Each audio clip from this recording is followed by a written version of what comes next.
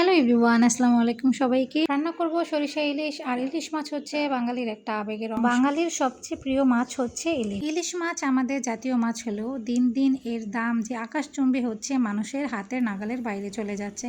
তো যাই হোক, প্রথমেই হচ্ছে আমি মাছগুলোকে ভালো করে ধুয়ে লবণ হলুদ দিয়ে মাখিয়ে রেখেছিলাম কিছুক্ষণ। তারপরে তো সরিষার তেল দিয়ে ভালো করে হালকা করে ভেজে নেব। আর এখানে আমি একটা পেস্ট তৈরি করব সরিষার, যার জন্য আমি 2 ধরনের সরিষা নিয়েছি, কালো এবং হলুদ, সাথে 3-4টের মতো কাঁচামরিচ দিয়ে আর লবণ দিয়ে ভালো করে একটা মিশ্রণ তৈরি করে নিব।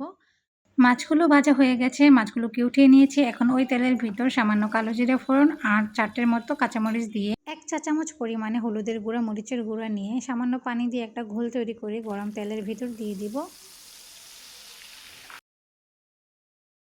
মশলাটা একটু কষে আসলে যে সরিষার মিশ্রণটা তৈরি করেছিলাম সেগুলোকে দিয়ে ভালোভাবে কিছুক্ষণ কষিয়ে নেব।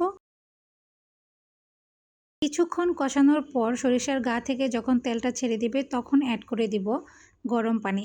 মশলাগুলোকে গরম পানির সাথে ভালোভাবে মিশিয়ে একটা ঢাকনা দিয়ে ঢেকে কিছুক্ষণ ফুটানোর জন্য রেখে দিব। যখন ভালো করে বলক চলে আসবে, ভালো করে বলকটা চলে আসলে দিয়ে দিব ভেজে রাখা মাছগুলোকে দিয়ে দেওয়ার পর ভালো করে মিশিয়ে আরও কিছুক্ষণ ঢাকা দিয়ে রান্না করে নিব। ইলিশ মাছকে যেভাবেই রান্না করা হোক না কেন, এটা খেতে কিন্তু দারুণ লাগে, কারণ এই যে নিজস্ব একটা স্বাদ আছে, এটার কোনো তুলনা হয় না।